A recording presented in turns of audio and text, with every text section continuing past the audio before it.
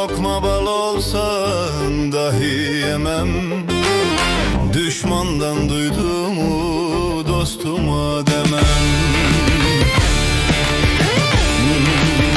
Ben kimsenin imanını ölçemem, bende bir vicdan var tıpkı din gibi.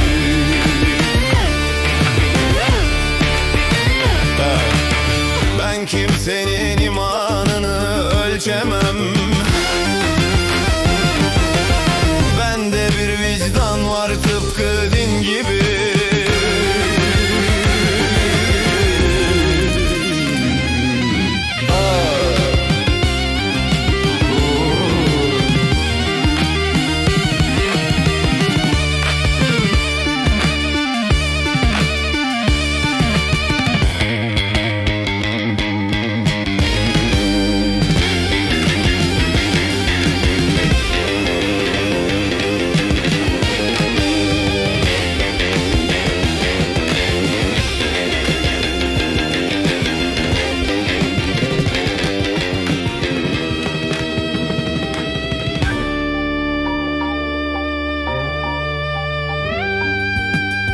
İnsan Adem olsa tapar melekler,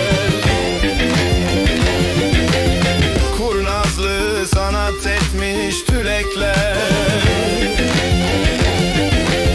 Yıllar yılı dost sandığım kelekler, yıllar yılı dost bildiğim kelekler. Zaman geldi çarptı beni cin gibi, cin gibi yıllar.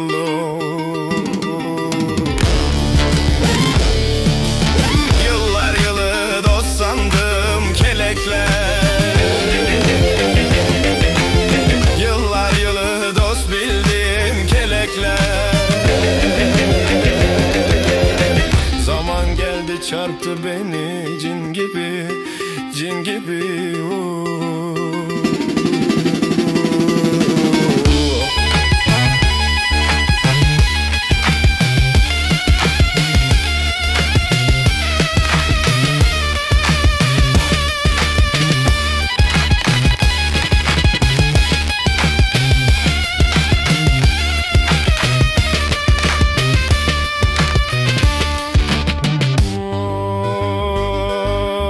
Dost sakın gülme perişanın halına,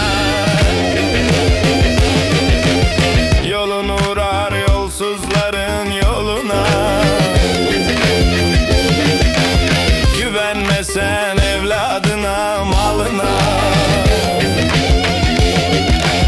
güvenme sen servetine malına. Bakarsın ömür batmış gün gibi, gün gibi.